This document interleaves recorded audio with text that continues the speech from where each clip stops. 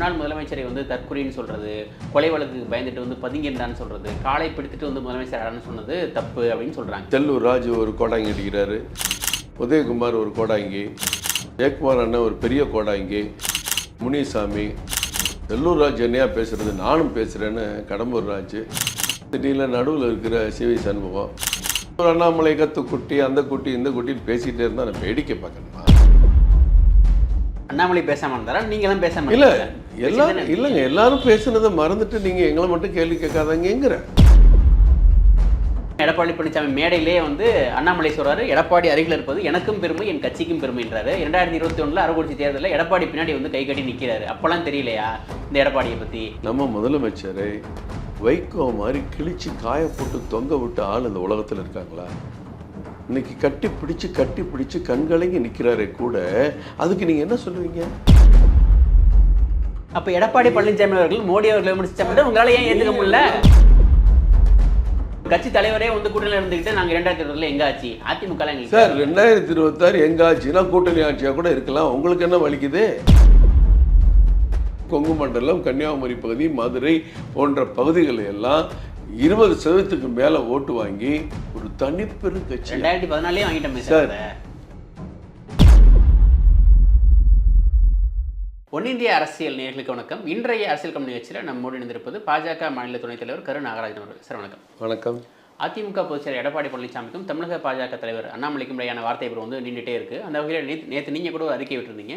ஜெயக்குமார் அவர்கள் வந்து அதிமுக ஒரு ஆலமரம், அண்ணாமலை வந்து ஒரு குழந்தை, அண்ணாமலை வந்து ஒரு விட்டில் பூச்சி மாதிரி, அந்த விட்டில் பூச்சியோட வாழ்நாளே 7 நாள் தான், அந்த வகையில் தான் அண்ணாமலை அரசியல்னு சொல்லியிருந்தார். ஆனால் பலரும் வந்து அண்ணாமலை பேசினது வந்து ரொம்ப எல்லை மீறி இருந்துச்சு. ஒரு முன்னாள் முதலமைச்சரை வந்து தற்கொலைன்னு சொல்கிறது, கொலை வழக்குக்கு பயந்துட்டு வந்து பதுங்கியிருந்தான்னு சொல்கிறது, காலை பிடித்துட்டு வந்து முதலமைச்சர் ஆடான்னு சொன்னது தப்பு அப்படின்னு சொல்கிறாங்க. நீங்கள் எப்படி பார்க்குறீங்க ஒரு சீனியில்? தமிழ்நாடே அப்படி தானே சொல்லிட்டு இருந்தது. அண்ணாமலை பேசுனது தவறு இல்லை, தமிழ்நாடே அப்படி தான் சொல்லிட்டு இருந்தது. அவர் சின்னம்மா என்று அழைக்கக்கூடிய அவர்கள் முதலில் அழைத்தார்கள், இப்போ அழைக்கலை. இப்போ தான் நீங்கள் வெளியே போயிருங்க, உள்ளே வராதிங்க, எங்களுக்கு சம்மந்தம் இல்லைன்னு சொல்கிறாங்க. அதே அம்மாவை பாதம் தொட்டு பதவி வாங்கியது எல்லாருக்குமே தெரியும். அது ஒரு கலாச்சாரத்தில் பாதம் தொட்டுறதும் வணங்குறதும் தவழ்ந்து போகிறதும் வழக்கம்தான்.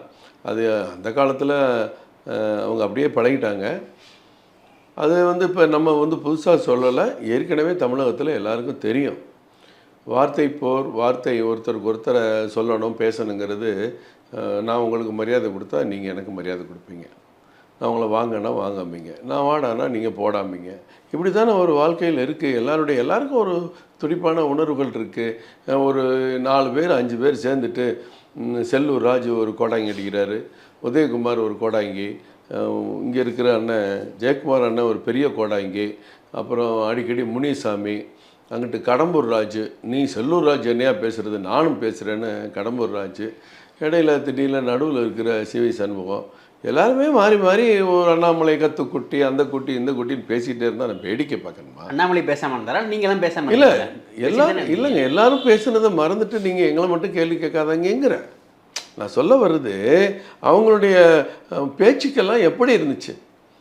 நேற்று மீட்டிங்கில் பேசும்போது 10 ஆண்டு காலம் பச்சை மைகளை கையெழுத்து போட்டு ஒரு விவசாயினுடைய மகனாக தமிழகத்தில் பிறந்து தமிழகத்தில் வளர்ந்து இன்றைக்கும் ஒரு விவசாயியாக வாழ்ந்து கொண்டிருக்கிற ஒரு தலைவர். அவர் எத்தனை வயசுங்கிறதெல்லாம் இன்றைக்கு உதயநிதி ஸ்டாலின் திடீர்னு துணை முதல்வர் ஆவாரா வருங்கால முதல் எல்லாம் பேசுகிறாங்களே, எல்லா அமைச்சர்களும் அதுக்கு ஜாலரா அடிக்கிறாங்களே துணை முதல்வர். ஆனால் என்ன, ஒருத்தர் ரொம்ப அதிகம் போய் உதயநிதி மட்டுமில்லை அவருடைய பையன் துணை முதல்வர் ஆனாலும் நாங்கள் வரவேற்போம் அப்படின்னு சொல்லக்கூடிய அளவில் அவருடைய அனுபவம் அங்கே பேசுதா? அவருடைய இருக்கிற நிலை, அவருடைய தகுதியோ சக்தியோ முதலமைச்சர் பையங்கிற வாரிசு அரசியலோ ஏதோ ஒன்று பேசுதில்ல. அப்பா அண்ணாமலையும் மட்டும் ஒரு சின்ன வயசில் அவருடைய அனுபவத்தெல்லாம் மறந்துடுறீங்க. ஒரு போலீஸ் அதிகாரியாக இருந்தால் மறந்துடுறீங்க. நீங்கள் ஏதாவது ஒரு ரிட்டையர்டு ஐஏஎஸ் கட்சி ஆரம்பித்தா எல்லாரும் ஆக போகணும்னு பேசுகிறீங்க. அந்த ரிட்டையர்டு ஐஏஎஸ் உலகத்தையே மாற்றிட்டு வருகிறீங்க. அப்படி ஆரம்பித்த ஐஏஎஸ் பல பேர் ஆளே காணும். ஒரு சின்ன கிரவுண்டில் இப்போ சமீபத்தில் கூட ஒரு ஐஏஎஸ் மணிப்பாக்கத்தில் ஒரு கிரவுண்டில் ஒன்று கட்சி தொடங்கி அதோடு போயிட்டு ஆளை காணும். அப்போ ஒரு அதிகாரிகள் அவங்க வாழ்க்கை அனுபவம், பொதுமக்களோட அனுபவம், அரசியல் தலைவரோட அனுபவம், சமூகத்தில் அவருக்கு இருக்கிற சிந்தனை, அவங்களுடைய கல்வி, ஆற்றல், அறிவு எல்லாமே ஒன்றும் இல்லையா? உங்களோட வந்து ரோட்ல நின்று போராடி போஸ்ட் ஒட்டி சின்ன வரைஞ்ச பிறகுதான் ஒரு அரசியல்வாதியா? ஒரு ஐபிஎஸ்ஸா 10 வருஷம் இருந்தது பெருமனே வச்சுக்கலாம், 10 வருஷம் பச்சைங்களை கையெழுத்து போடுறது பெருமனு வச்சுக்கலாம். ஆனா முன்னாள் முதலமைச்சர்ன்றது அதை விட பெருமை இல்லையா? அதை விட பெரிய பதவி இல்லையா? அவரை வந்து நீங்க இப்படி தற்குறி சார், அவர் அதுக்கு அன்னைக்கு காலையில என்ன பேசியிருக்காருங்கிறது நீங்க பாருங்க சார். அன்னைக்கு காலையில சார் சிலருக்கு வந்து கோபமா பார்த்தாலே எரிச்சல் அதிகமாக இருக்கும். சில பேர் என்னதான் திட்டினாலும் ஒன்றுமே உரைக்காது. அது ஒவ்வொருத்தருடைய தனிப்பட்ட விஷயம், அவங்க எப்படி பேசுகிறாங்க, எப்படி பழகுறாங்க. நீங்கள் அன்னைக்கு காலையில் இடையில வந்தவர் மைக்கை பார்த்தா பொய் சொல்லுவார், மைக்கை பார்த்தாலே பொய் சொல்லுவார், ஏர்போர்ட்டில் போகும்போது ஒரு பொய் சொல்லுவார், வரும்போது ஒரு பொய் சொல்லுவார். அவர் தலைவரும் மட்டுமா சொன்னார், பிரதமரே சொன்னார். பிரதமர் மோடி அவர்களே தமிழ்நாட்டுக்கு ஒன்றும் செய்யலை, பொய் சொல்கிறாருன்னு சொன்னார் எடப்பாடி பழனிசாமி அவர்கள். அதே எடப்பாடி பழனிசாமி இந்த பிரதமரை போற்றாத நாளே இல்லை. எத்தனை லட்சம் வீடுகள் வேணாலும் கட்டி கொடுக்க சொல்லிட்டாரு, இத்தனை லட்சம் விவசாயிகளுக்கு பணம் கொடுக்குறாரு, கேட்ட உதவிகள்லாம் பண்ணுறாங்க. ஒரே ஆண்டில் 13 மருத்துவக் கல்லூரி நமக்கு கொடுத்துருக்காங்க. 25 வருஷ கனவு இந்த காங்கிரஸ் திமுக செய்யாத கனவு, எய்ம்ஸ் மருத்துவக் கல்லூரி அனுமதி இப்போ மோடி கொடுத்துட்டாரு. இதெல்லாம் யார் பேசுனது, யார் பேசுனது?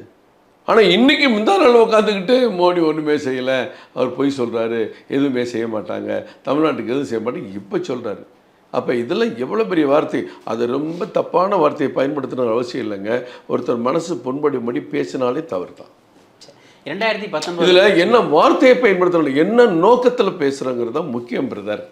2019 வந்து வாரணாசியில் பிரதமர் வந்து வேட்புமனு தாக்கல் செய்ய போகிறப்போ வந்து எடப்பாடி பழனிசாமியை கூப்பிட்டாங்க. அதுக்கு வந்து எடப்பாடி பழனிசாமி வந்து தூக்க போகிற மோடிக்கிறதுக்கு நான் வரணும் அப்படின்னு கேட்டார். அதில் வந்து எடப்பாடி பழனிசாமியை ஒரு கூட்டணி கட்சி தலைவராக ஏற்றுக்கிட்டதே இல்லை அப்படின்னு அண்ணாமலை சொல்கிறார். ஆனால் அதே எடப்பாடி பழனிசாமியோட கூட்டணியில் தான் 2021 4 எம்எல்ஏ வாங்குறீங்க. அதுக்கப்புறம் எடப்பாடி பழனிசாமி மேடையிலே வந்து அண்ணாமலை சொல்கிறாரு, எடப்பாடி அருகில் இருப்பது எனக்கும் பெருமை, என் கட்சிக்கும் பெருமைன்றாரு. 2021 அரவக்குறிச்சி தேர்தலில் எடப்பாடி பின்னாடி வந்து கை கட்டி நிற்கிறாரு. அப்போல்லாம் தெரியலையா இந்த எடப்பாடியை பற்றி? ராஜ்யசபாவில் அத்தனை எம்பிக்களை வச்சுக்கிட்டு எல்லா மசோதாக்களையும் பாஜக மசோதாக்களையும் ஆரம்பிச்சோமே, அப்போ தெரியலையா ஊழல் கட்சி? அரசியலில் காலத்துக்கேற்ப சூழ்நிலைக்கு ஏற்ப தான் பிரச்சனைகளை அணுக முடியும், அரசியல் செய்ய முடியும். மு.க. ஸ்டாலினை நம்ம முதலமைச்சரை, நமக்கு எல்லாருக்கும் அவர் தான் முதலமைச்சர், நம்ம முதலமைச்சரை வைகோ மாதிரி கிழிச்சு காய போட்டு தொங்க விட்டு ஆள் இந்த உலகத்தில் இருக்காங்களா? இன்னைக்கு கட்டி பிடிச்சி கண்கலங்கி நிற்கிறாரே கூட, அதுக்கு நீங்கள் என்ன சொல்லுவீங்க? இதே கம்யூனிஸ்ட் கட்சிகள் கேப்டன் அவர்கள் தலைமையில் மக்கள் நல கூட்டணி போட்டு என்ன கிழிச்சாங்க. இதே திருமாவளவனர்கள் நேர இங்கேருந்து அங்கேயும் அங்கேருந்து இங்கேயும் வரலையா? இங்கேருந்து நேரம் போயஸ் கார்டன் போகலையா? போயஸ் கார்டன்லேருந்து அறிவாலயம் வரலையா? அப்போ ஒவ்வொருத்தரும் அவங்க இருக்கும்போது சில விமர்சனங்களை வைக்கிறத அதை சுட்டி காட்டி அன்னைக்கு இப்படி பண்ணார், இன்னைக்கு இப்படி பேசுகிறாருன்னா, அப்ப எடப்பாடி பழனிசாமி அவர்கள் மோடி அவர்களை விமர்சிச்சாங்க. உங்களால நீங்க நல்லா தெரிஞ்சுங்க, கெஜ்ரிவாலும் ராகுல் காந்தி கூட்டணி சேருவார் நீங்க எதிர்பார்த்தீங்களா? சிவசேனாவும் பாஜகவும் சேர்ந்து மிகப்பெரிய வெற்றி பெற்ற மகாராஷ்டிராவில் கட்சி அவங்க ரெண்டா பிரிஞ்சு சிவசேனா உடைஞ்சு அவங்க காங்கிரஸ் கூட கூட்டணி வந்து நிற்பாங்கன்னு நீங்கள் எதிர்பார்த்தீங்களா? Correct sir. சார், தமிழ்நாட்டில் காங்கிரஸும் கம்யூனிஸ்டும் கூட்டணி, கேரளாவில் ஒன்றும் இல்லை, 2 பேர் இப்படி இருக்காங்க. இது இந்த அரசியலுக்கு ஏற்ற மாதிரி பேசுறதெல்லாம் நீங்க கணக்கு. இவ்வளவு அரசியல் புரிதல் இருக்க நீங்க எடப்பாடி அவர்கள் மோடி அவர்களை விமர்சிக்கிறத மட்டும் ஏன் பொறுத்துக்க முடியல, ஏன் ஏத்துக்க முடியல? சார், விமர்சிக்கிறது அவங்க உரிமை. அப்ப நாங்க அதற்காக தரக்குறைவான சார், தரக்குறைவான எதுவும் அகராதி இருக்கா? ஒருத்தர் புரியாதவருங்கிறதுக்கு, அந்த புரியாதவர் அப்படின்னு சொல்றதுக்கு, புரிந்து கொள்ள முடியாதவர் அப்படின்னு சொல்றதுக்கு பல வார்த்தைகள் இருக்கு. அதுல ஒரு வார்த்தை எங்க தலைவர் சொல்லியிருக்கலாம். ஆனால் தமிழிசை அவர்கள் சொல்கிறாங்க இவ்வளவு கடுமையான வார்த்தைகளை வந்து பிரயோகப்படுத்த தேவையில்லை. இன்னொன்று, கூட்டணிங்கிறது வந்து மேடையில் முடிவாகிறதில்லை, எல்லாத்தோட கருத்தும் கேட்டு தான் கூட்டணி முடிவாகும். இன்னொன்று, ஒரு மாநில தலைவர்ன்றது எல்லாத்துக்கும் தெரியும், தேசிய தலைமை தான் முடிவெடுக்க போகிறதுன்றது தெரியும். அப்படி இருக்கிறப்ப இவர் ஏன் கூட்டணியை தட்டி விட்டே இருக்காரு? சார், கூட்டணிலாம் ஒன்றும் தட்டியும் இல்லை சார். இல்லை, கூட்டணி கெடுக்கிற வேலை தானே இது. 2021 கூட்டணி இருந்துச்சு, அப்போ இவர் தலைவர் இருந்தாரா? இல்ல அதுதான் கேக்குறாங்க. 2019 நடந்ததா சொல்றாரு, அப்ப ஒரு கட்சியிலேயே இல்லையே. அப்ப 2021க்கு பிறகு உள்ளாட்சி தேர்தலில் தனித்தனி போட்டிக்கிட்டோம். அப்போ எங்கே போனீங்க? சட்டமன்ற சார், சட்டமன்ற தேர்தலில் அப்போ அண்ணாமலை அவர்கள் தலைமையில் இல்லை, அவர் தலைவர் வந்த பிறகு தலைவருக்குன்னு ஒரு சக்தி இருக்குது, ஆற்றல் இருக்குது. நான் இப்படி கைட் பண்ணுறேன், எனக்கு மேலே உதவி பண்ணுங்க, ஒத்துழைப்பு கொடுங்க, நான் இப்படி மாற்றி காட்டுறேன், பாஜக வளர்த்து காட்டுறேன், ஓட் பேங்கை கூட்டி காட்டுறேன், ஒரு தொண்டர்கள்ட்ட எழுச்சியை உருவாக்கி காட்டுறேன், என் மக்கள் பயணம் போகிறேன், ஏதோ சொல்லி அவருடைய ஒப்புதலை பெற்று தனியாக நின்னோம். ஏறத்தாழ தமிழ்நாடு பூரா பல உள்ளாட்சி நிர்வாகிகளை போட்டியிடுறதுக்கு தயாரானாங்க. ஏறத்தாழ 5.5% ஓட்டு இன்றைக்கி ரைஸ் ஆச்சு ஸ்டேட் லெவலில். சென்னையை பொறுத்த வரைக்கும் 9% ஓட்டு ரைஸ் ஆச்சு 200 வார்டில். 2 வார்டு போட்டியிடலை. ஃபில்அப் பண்ண ஃபார்ம் தப்பு, 2 லேடிஸ் வந்து தப்பாக பண்ணிட்டாங்க. அந்த சகோதரிகள் மனு தள்ளுபடி செய்யப்பட்டது. 198 இடத்துல போட்டியிட்டு 8.7% ஓட்டு சென்னையில் வாங்கினோம். அதுக்கு பிறகு அதே கூட்டணி இல்லைங்கிற நிலை உருவாச்சு, வளர்ந்துச்சு. உடனே பாஜக எங்களுக்கு தேவையில்லை, பிடிக்கவில்லை, காணவில்லை, அவங்களுக்கு எங்களுக்கு சம்பந்தம் இல்லை, ஒட்டு இல்லை, உறவு இல்லை, கதவை மூடி சார். ஜெயலலிதா வழக்கில் தண்டிக்கப்பட்டவர் 2026 பாஜக தான் ஆட்சிக்கு வரணும் சொல்ல முடியாது. 2026 ஆட்சிக்கு நாங்கள் தான் வரணும்னு சொல்றதுக்கு எங்களுக்கு உரிமை இல்லையா? ஒரு அளவு இருக்குல்ல, உரிமை இல்லையா? ஒரு வரம்பு இருக்கு, உரிமை இல்லையா? இன்னைக்கு திருமாவளவன் வருங்கால முதல்வரேன்னு போஸ்ட் ஓட்டுறாங்க, உடனே ஸ்டாலின் என்ன கழட்டி விட்டுருவார? செல்வப்பிரதமையும் அடிக்கடி கும்பிடுறாரு. ஒண்ணு இருக்கு, 2ஆம் கட்ட தலைவர்கள் 3ஆம் கட்ட தலைவர்கள் கட்சி நிர்வாகிகள் ஓட்டுறது வேற. நமக்கு தான் ஒரு கட்சி தலைவரே வந்து கூட்டணியில் இருந்துகிட்டு நாங்க 2026 எங்க ஆச்சு அதிமுக சார் 2026 எங்க ஆச்சுன்னா கூட்டணி ஆட்சியா கூட இருக்கலாம். உங்களுக்கு என்ன வலிக்குது? உங்க ஆட்சினா நீங்க மட்டும் தனியா நின்று ஜெயிச்சா அது உங்க ஆட்சி. எங்க ஆட்சி நம்ம ஆட்சினா கூட்டணி ஆட்சி. ஏற்கனவே சொல்லியிருக்காரு 2027 கூட்டணி ஆட்சி உருவாகும்னு சொல்லியிருக்கிறாரு. அது ஆசைப்படுறது, முயற்சி பண்றது தப்பா? அந்த முயற்சி அந்த முயற்சி தான் சார். சென்னையில் இன்றைக்கு தென் சென்னையில் 26.4%, மத்திய சென்னையில் 23%, வெறும் 3% இருந்த வட சென்னையில் 12.55%. ஆவரேஜ் நான் சொன்ன மாதிரி கொங்கு மண்டலம், கன்னியாகுமரி பகுதி, மதுரை போன்ற பகுதிகளை எல்லாம் 20%க்கு மேலே ஓட்டு வாங்கி ஒரு தனிப்பெரும் கட்சி 2014 வாங்கிட்டோம் சார். யார் சார் சொன்னார்? இல்லையா? யார் சொன்னா? அந்த கணக்கு வேற. அன்றைக்கு தேமுதிக உச்சத்தில் இருந்தாங்க, 10% ஓட்டு வங்கியோடு இருந்தாங்க. அந்த 10% ஓட்டு வங்கி வச்சிருந்த தேமுதிக இந்த ஓட்டு அண்ணா திராவிட முன்னேற்ற கழகத்தோடு இருந்தாங்க. அதெல்லாம் தெரியாமல் 2014 இந்த இவர் அண்ணன் எடப்பாடி சொல்கிறாரு, நாங்கள் வந்து எங்கள் ஓட்டு குறையவே இல்லை, 2% கூடியிருக்கு. எப்படியா கூடியிருக்கு? என்னென்னு கணக்கு பார்த்தா அவர் புது கணக்கு சொல்கிறாரு. நாங்கள் வந்து 2019 19% ஓட்டு வாங்கினோம், இப்போ வந்து நாங்கள் 21% வாங்கிட்டோம், 2% கூடிடுச்சுங்கிறார். எவனாவது ஒத்துக்குவானா? 20 இடங்களில் போட்டிக்கிட்டு 19%, 35 இடத்துல போட்டிக்கிட்டு 21%. எது அதிகம்னு அவர் எப்படி சொல்கிறாருன்னு எனக்கு புரியல. 8% ஓட்டு அதிமுக குறைஞ்சிருக்கு. மத்தியில் வந்து இன்னைக்கு திமுக கூட்டணிக்கு 6% ஓட்டு குறைஞ்சிருக்கு. உங்களுக்கே தெரியும், நீங்களே அந்த கணக்கு போட்டீங்க. முதலமைச்சர் ஸ்டாலின் அவர்கள் தொகுதியில் கடந்த தேர்தலில் வாங்கின ஓட்டை விட 11,000 ஓட்டு இப்போ குறைஞ்சிருக்கு. இந்த ஓட்டில் எங்கே வந்திருக்கு? பிஜேபி கூட்டணி ரைஸ் ஆகிருக்கு. இன்றைக்கி தமிழ்நாடு பூரா சராசரி ஏறத்தாழ 12% ஓட்டு வந்திருக்கு. சென்னை, கொங்கு மண்டலம், மதுரை, கன்னியாகுமரி மாவட்டம், தென் மாவட்டங்களில் எங்கே போயிருக்கு? ரைஸ் ஆகிருக்கு. 23, 24, 25, 26, 30 வரைக்கும் ரைஸ் ஆகிருக்கு. 81 சட்டமன்ற தொகுதியில் செகண்ட் பிளேஸ். 12 நாடாளுமன்ற தொகுதியில் ஒன்று நீங்கள் புதுசாக சொல்லுவீங்க செகண்ட் பிளேஸ். என்ன சொல்லுவீங்க? இது மோடிக்காக விழுந்த ஓட்டு, அது இங்கே தமிழ்நாட்டுக்கு வரும்போது தேர்தல் மாறும் அப்படின்னு நீங்கள் சொல்லுவீங்க.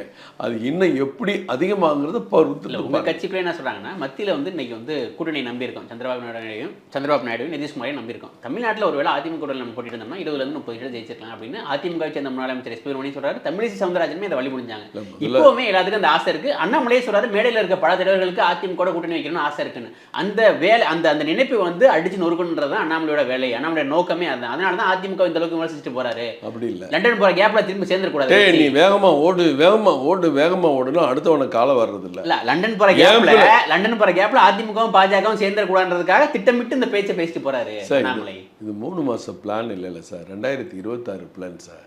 3 மாசம் என்ன நடக்க போகுது? ஒண்ணுமே நடக்க. உள்ளாட்சி தேர்தலையும் தள்ளி வைக்கிறேன்னு சொல்லி ஒரு செய்திகளை பார்த்துட்டு இருக்கோம். வேற என்ன நடக்க போகுது? தலைவர்களும் ஒன்று சேர்ந்துட்டாங்க, ஒண்ணுமே நடக்க போறது இல்லை. எங்க அதெல்லாம் மாநில தலைவர் அவர் சொல்லிட்டு போயிருக்காரு.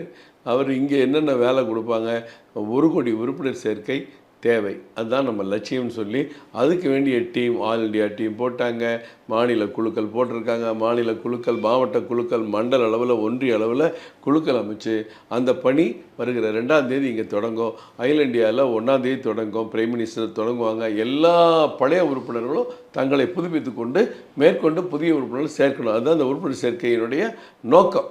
அதுக்கு என்னென்னா, பழைய உறுப்பினர், புதிய உறுப்பினர் எல்லாம் மிக்ஸ் ஆகி கட்சியை வளர்க்கணும், கட்சியில் ஒரு பெருமையை ஏற்படுத்தணும் புது புது ஒரு குடும்பம் பல்கி பெறுகிற மாதிரி. நல்லா வளரும் சார், நல்லா இந்த வேலை 3 மாசம் ஓட போகுது. வேற என்ன வேலை இருக்கு? 26ல யாரோட கூட்டணின்ற முடிவெடுக்க அதிகாரம் வந்து அண்ணாமலை கிடையாதுல, தேசிய தலைமை தானே இருக்கு. அப்படி இருக்கிறப்ப அதிமுக கூட்டணியை திட்டமிட்டு சேர்க்கிற வேலையை பாக்குறாரு, திரும்ப பேச்ச பாவக்கூடாம பாத்துக்கிறாரு. நீங்க அதுக்காக எல்லாம் கையை கட்டிக்கிட்டு காலை கட்டிக்கிட்டு வாயை பொத்திக்கிட்டு உட்கார்ந்து இருக்க முடியும்? தமிழிசை சவுந்தரராஜனே சொல்றாங்க. தமிழிசை சவுந்தரராஜன் அவங்களுடைய கருத்தை சொல்றாங்க. ஒரு கட்சியினுடைய மாநில தலைவர் சொல்ற கருத்தை தானங்க தொண்டர்களும் கட்சி நிர்வாகிகள் எடுத்து. அவருக்கே அந்த அங்கீகாரம் கிடைக்க இல்லாதப்ப அவர் ஏன் தேவையில்லாம பேச? அதை எப்படி நீங்க சொல்ல முடியும்? உங்களுக்கே தெரியும் உங்க கட்சியோட புரோட்டோகால் என்ன. அப்படி புரோட்டோகால்லாம் கிடையாது சார். உங்க கேப்டன் என்ன சொல்றாரோ அது இன்னைக்கு செய்ய.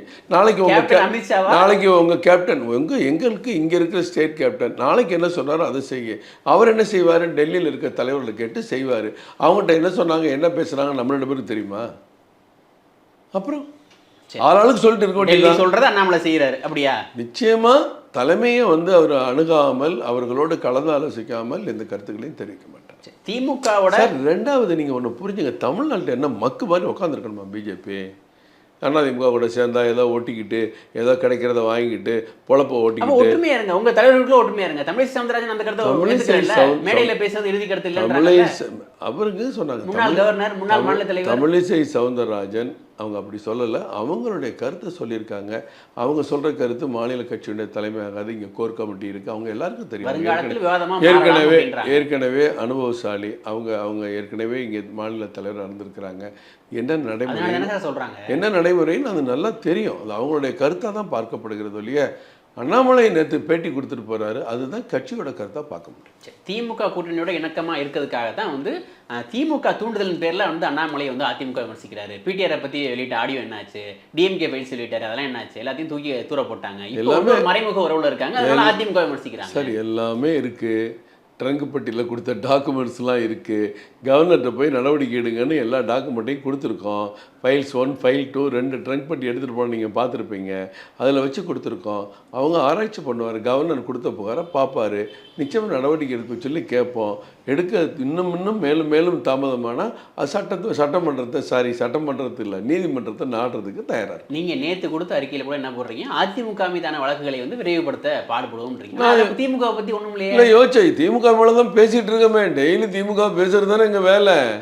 அதிமுகவை இன்னைக்கு இருக்கிற முதலமைச்சர் என்ன பண்ணார்? நேராக போய் கவர்னர்கிட்ட 16 அமைச்சர்கள் மீது குற்றப்பத்திரிக்கை வாய்ச்சார்ல.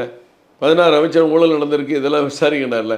அதெல்லாம் எடுத்து படிக்கணும், அதை எடுத்து பார்க்கணும். நடவடிக்கை எடுக்காட்டி கவர்னர்கிட்ட கொடுத்தாரு, முதலமைச்சர் கொடுத்தாரு, முதலமைச்சர் பேசாமல் இருக்காரு, கவர்னர் பேசாமல் இருக்காருன்னு அதை பற்றி நம்ம பேசத்தானே செய்வோம். ஆனால் ஆளுநர் தேநீர் விருந்துக்கு பிறகு ராஜ்நாத் சிங் அவர்கள் கலைஞர் நாணய வெளியீட்டில் பங்கேற்றதுக்கு பிறகு அது பாஜகவோட போக்கே மாறிடுச்சு. திமுகவோட ஒரு மாதிரி சுமூகமாக போக ட்ரை பண்ணி பல மாதிரி நேற்று மேடையிலே சொல்லியிருக்கிறார். தனிப்பட்ட கலைஞர் கருணாநிதி அவர்கள் ஊழல்வாதியானா ஆமாம் அப்படி தான் சொல்லுவேன். ஆனால் அவருடைய இலக்கியம், தமிழ் காற்றிய தொண்டு, அவருடைய சேவை அது வேற.